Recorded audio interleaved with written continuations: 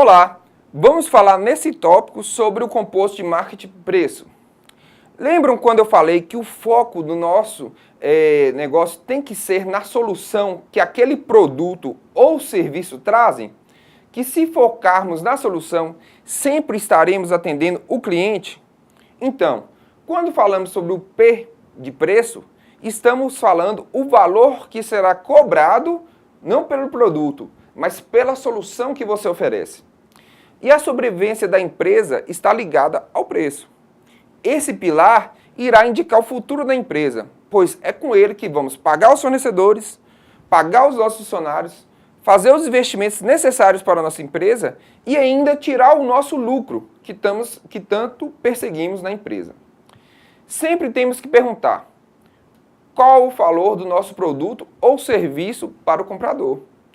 Quais as faixas de preço para produtos e serviços em cada área de distribuição?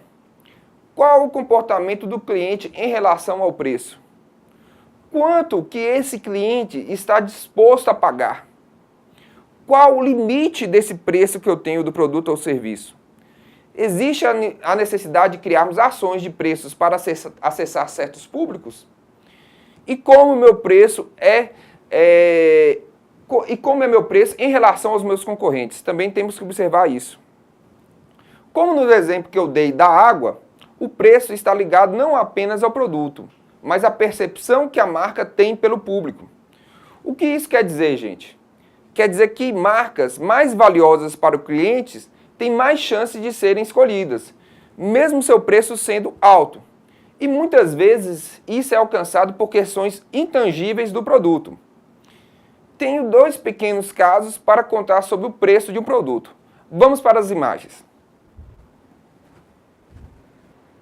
Essa sandália é da Kenner, uma empresa, que tinha um custo de produção muito alto.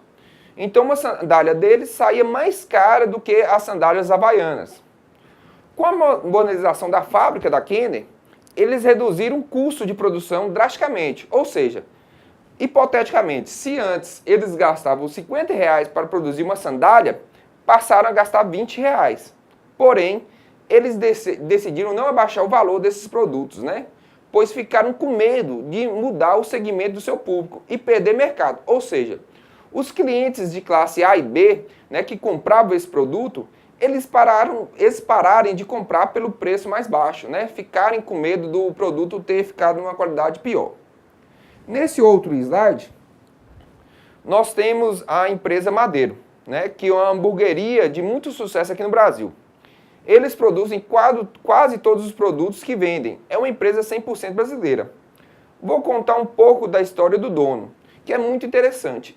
E que tem nessa história um componente preço que faz parte da história dele e que dá para ilustrar o nosso debate. É o seguinte, a empresa Madeiro tem esse nome, inclusive, porque o dono dela era um madeireiro, E ele disse que depois de um tempo do negócio dele, ele resolveu voltar para o estado dele. Ele morava no norte do país e voltou para o sul do país.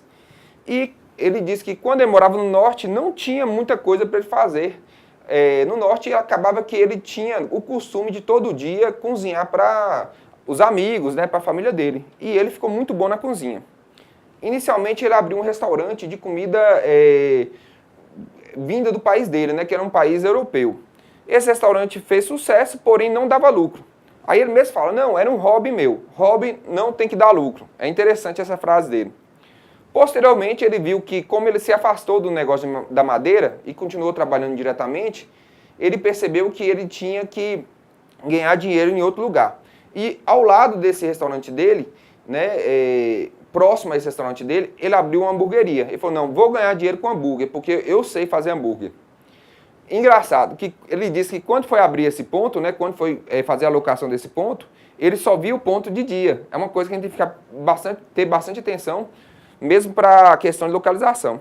Quando ele abriu o ponto e começou a funcionar à noite, ele reparou que uma praça na frente do ponto era local de prostituição, de utilização de drogas, Aí ele falou que teve muita dificuldade para quebrar essas barreiras.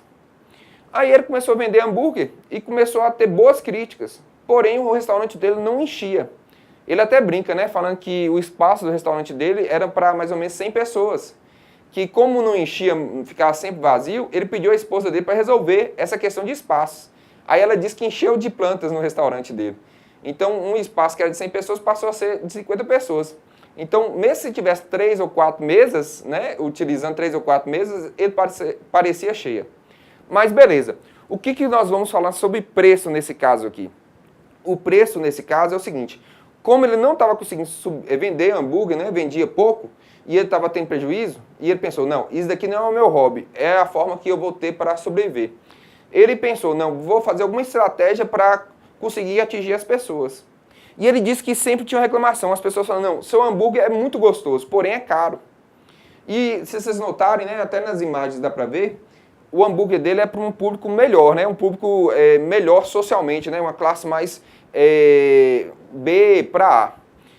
Mas porém, ele até brinca falando assim, ó, pobre tem que pagar baixo, mas pessoas ricas, eles adoram pagar baixo. O que ele fez? Se um hambúrguer dele custava 50 reais, ele abaixou esse valor em 40%, ou seja, foi mais ou menos para metade. Foi mais ou menos para 30 reais, o de 50. Ele disse que de um dia para o outro, tudo começou a encher, né? Todas as lojas, porque nessa época já tinha outras lojas, né? Todas dando prejuízo. Ele passou a ter um lucro, né, muito maior do que antes.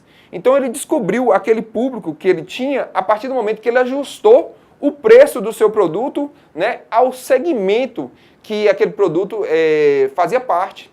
Então uma simples alteração de preço fez a empresa dele funcionar. E hoje em dia a Madeira é uma grande empresa, né, com mais de 100 franquias vendidas no Brasil.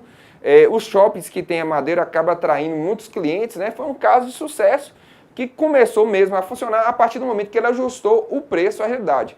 Então vocês viram como é importante a questão de preço? Pois bem, vimos que o preço muitas vezes define até o público do produto. Ele consegue direcionar o segmento que queremos atingir. Temos que lembrar que preço não é apenas o valor em si, mas também o custo, o lucro que vamos ter, o prazo que vamos dar para cada venda, né, para cada serviço, e o desconto.